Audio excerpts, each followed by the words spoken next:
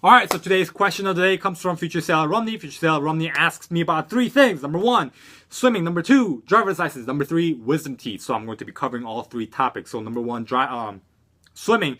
Now, people who typically failed swimming portion of boot camp in my division are the people that came from a different country and people who grew up in inner cities that never had an access to a swimming pool and never really grew up swimming. Okay, people who grew up with swimming didn't typically have any problem. Okay, so what I personally recommend you is when you get to boot camp, you're going to jump like 10 feet into the water and swim right about 50 yards. I'm not too sure on the exact distance, but it felt like 50 yards to me. Okay, and I've swam for a while. And so what I recommend, if you go to your YMCA or LA Fitness, they're going to have some type of swimming class or some type of swimming instructor. If they don't, find a buddy that knows how to swim and ask him to teach you. Okay, and in terms of swimming the 50 yards, now if you're new to swimming, it's going to be a lot for you. If you're fairly familiar with swimming, it's going to be pretty easy for you. But you just have to have that. You just have to put the time in to do that distance. You just have to swim. There's no silver bullet. You're not going to magically grow gills and be able to swim really fast. You just have to put in that time and effort, all right? And number 2, driver's license. What I always recommend, the rule of thumb for anything personal related, is to take care of it before you join the military. So this includes driver's license and wisdom teeth that I'm going to be sharing with you later on. But in terms of driver's license, okay, the military is not going to help you obtain a driver's license. Okay, that's your own thing. That's a personal thing. Okay, so to share with you a personal story, I was with a buddy of mine and I said, hey man, let's go to Walmart. He's like, cool, I get my car next week, we'll go next week. I was like, okay. And next week came, and then I met up with him again. I was like, hey man, let's go to Walmart. And he's like, all right, let's go. You have your driver's license, right? I was like, yeah. I was like, okay. And then we're like, all right, we got into the car.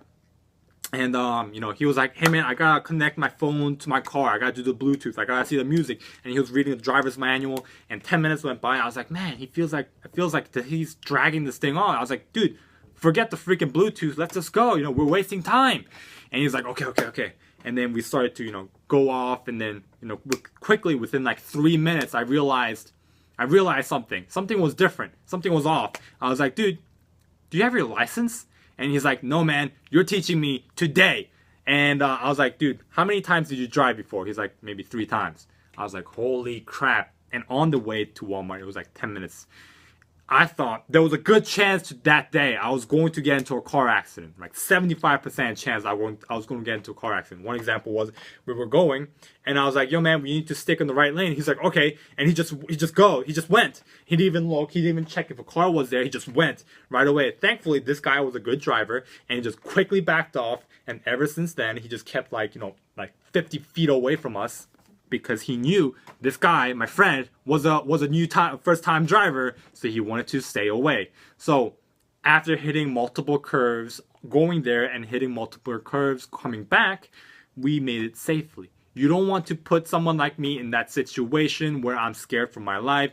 You don't want to put other people, your friends, in the situation where they're scared for life. So take care of learning how to drive, your driver's license, before you join the military, please. All right. So number 3, last thing, wisdom teeth. So a parent of a recruit that graduated boot camp asked me to share this with everybody, and she said when her son was in boot camp, the orthodontist that worked on the wisdom teeth messed up. Something went wrong, and the son ended up being held back a week because of that. Now, I've been debating if I should say that for a while, but because there's multiple cases that I hear of something like that. But when you are dealing with a lot of numbers, let's say in Recruit Training Command about 30,000 people go through boot camp. It's not going to be perfect, right? There's going to be individuals. There's going to be cases that mess ups do happen.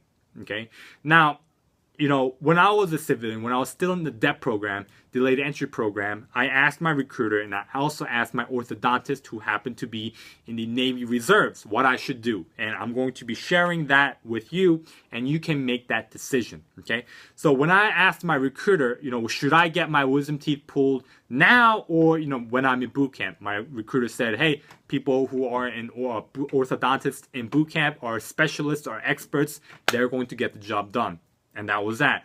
when I went to my orthodontist who was in the Navy Reserves, I asked him the same question, and he said, when you are in boot camp, they are going through right about, let's say, 30,000 recruits a year. They don't have all the time in the world. They have to do, they have certain slots for you. They have to finish you within a certain time. So they are, in a way, rushing it. So you don't want that to happen. When you are with me here right now, I can take all the time in the world to help you, all right, and take my time, okay? So you can look at it in one or two ways. Number one, the civilian orthodontist, the Navy Reserve guy, in a way, he needed me, because in a way he makes money. At the same time, I feel like all orthodontists probably are on the same level. Okay, they're on the same level. But when you are dealing with a lot of numbers, a lot of cases, there just happens to be, mess ups. There happens to be mistakes that happen, which is completely normal, right? Nothing can be perfect. But at the same time, you can also look at it as, well, the orthodontist in the civilian world does take his time, right? Because he has a lot of time to focus on one patient, whereas in boot camp, there's so many people that has to be processed, they're kind of rushing it. So you can look at it in one or two ways. What I personally recommend is to get it done before you join the military. All right, so that ends up question of the day, number 34. Thanks for watching. If you have any questions, please put it on Sunday's Ask Yoon video, link down in the description. Subscribe for more. Thanks for watching, and I hope you have a great Navy day.